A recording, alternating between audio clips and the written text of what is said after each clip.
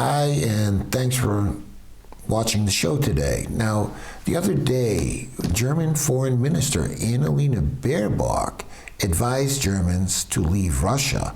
And as a matter of fact, she recommended they don't visit the cities of Belgrade, Bryansk, Voronezh, Kursk, Krasnodar, and Rostov-na-Donu. Now, Rostov-on-Don, or Rostov-na-Donu, is Russia's second city.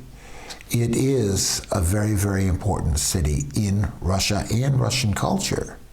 Now, why would Annalena Baerbock, in all her infinite childish Green Party wisdom, make these recommendations? Well, at the same time, the United States is saying they intend to supply Kiev with modified JDAM-ER long-range bombs. Now, the JDAM, when it's attached to unguided bombs between 200 and 900 kilos, increases the flight because it extends wings and it allows the bomb to glide up to 72 kilometers and effectively triples the range. Now, this is very, very dangerous, and what Baerbock is forecasting is that Ukraine is going to be attacking Russian cities. Now, what is this going to mean? The points of entry for these weapons attacking Russian cities are going to become target points for the Russian military. And you really think about it, and this is the exact reason why everybody's all hyped up to bring in F-16s or, any type of U.S. or European fighter jet or bomber, but they don't want to deliver them.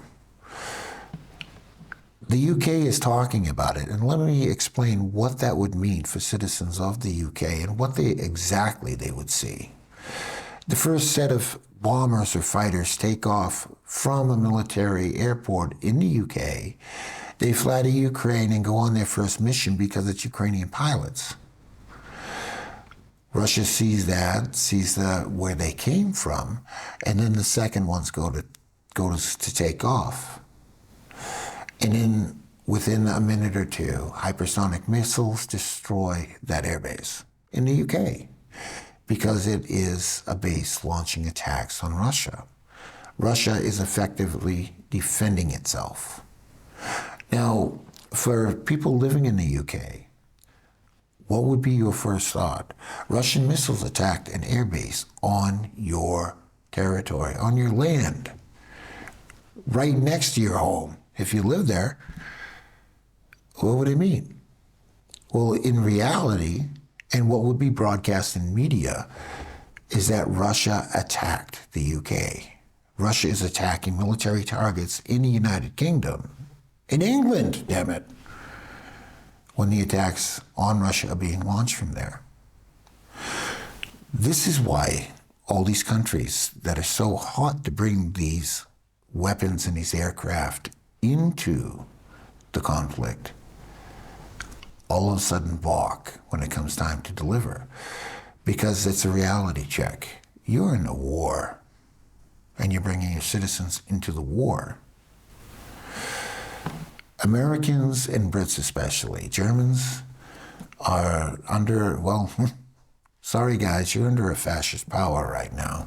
There was an effective coup on your government after the last election, a negotiated coup, perfectly legal. And the guys that lost control everything now. So we're looking at countries that can do something. And quite frankly, the Brits can do it, and so can Americans. Well, what can you do? You can say no more. Now, we just had the Rage Against the War rally in Washington, D.C., and other cities. There were small rallies. Well, this is the first of many. And it's time to stand up and make your voice heard. This is something everybody can do, and cut the funding to Ukraine. Now, I brought up the UK for a reason. I was speaking to another co-host on TNT Radio. I've got a show there, the George Eliason Show, 5 days a week, 10 a.m. Eastern Time.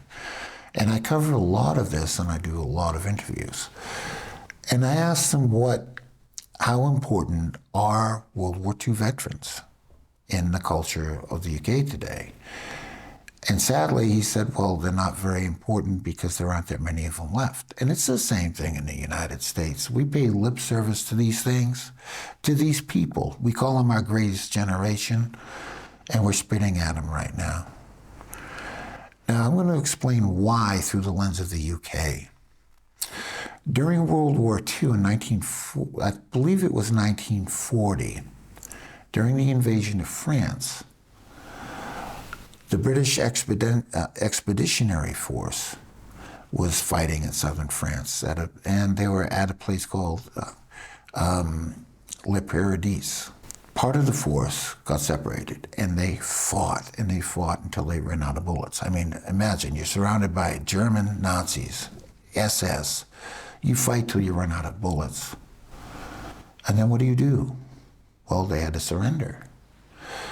The Waffen SS picked them up.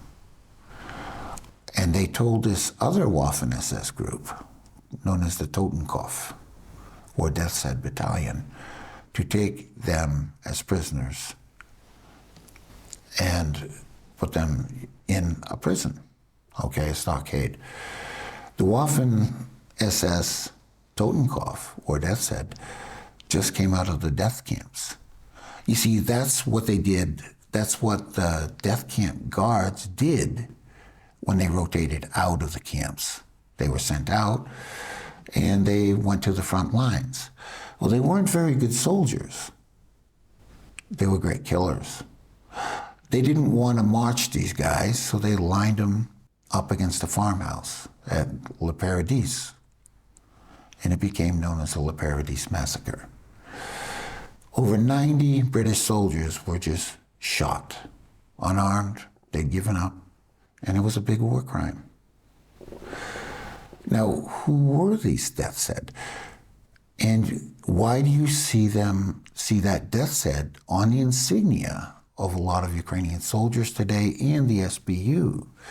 Well, people are really mistaken about how they look at all these Nazi insignias.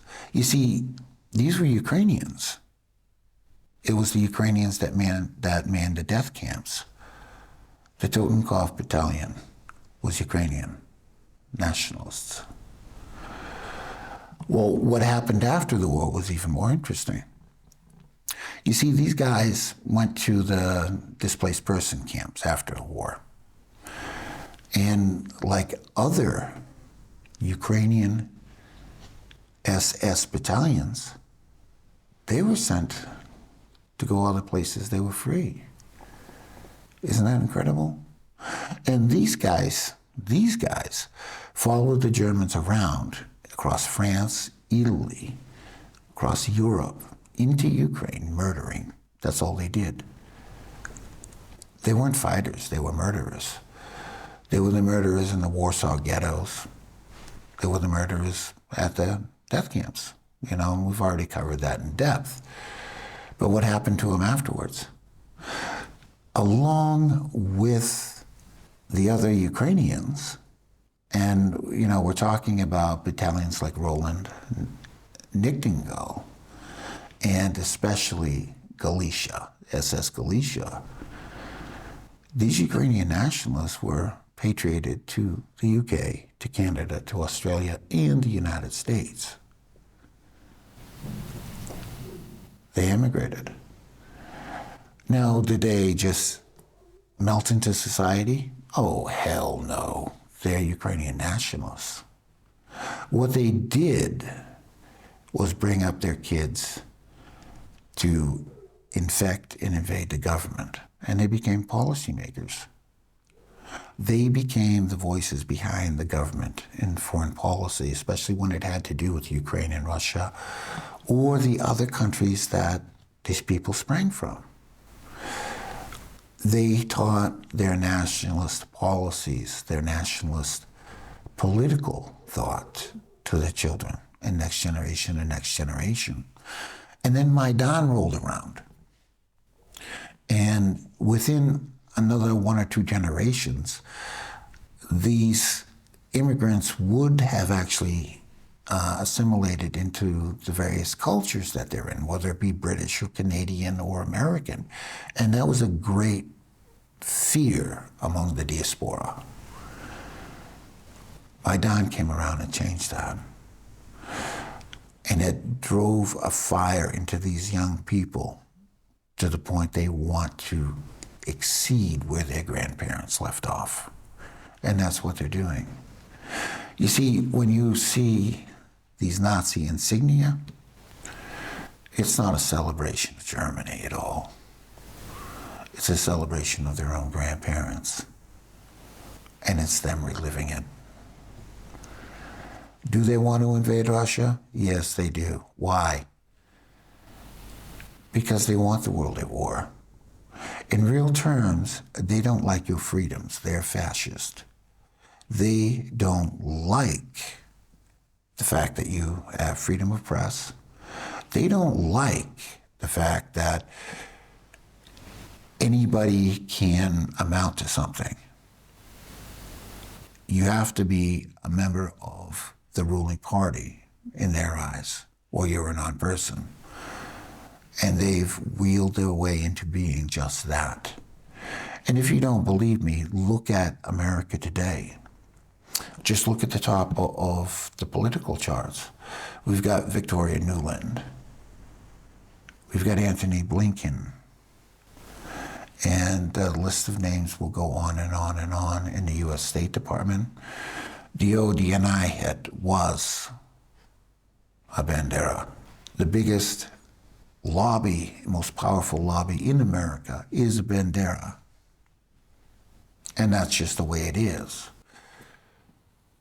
Allowing this, and it's not the bastardization of Russia that I'm concerned about. Russia is a big kid on the block, and Russia can take care of its own reputation. But the simple fact is, and this hits me as an investigative journalist, if you're accusing the wrong person of a crime, well, you're not only dealing in justice, but the actual perpetrators get away. And what I'm telling you from the bottom of my soul is that most of the woes in your world today spring from Ukraine and the diasporas. And that's what's going on. Now, we're going to be investigating this, a lot of American political intrigue, and what exactly is Russia and what it's doing. So if you're hot to that, you're in the right place. I'm George Eliason. Thank you.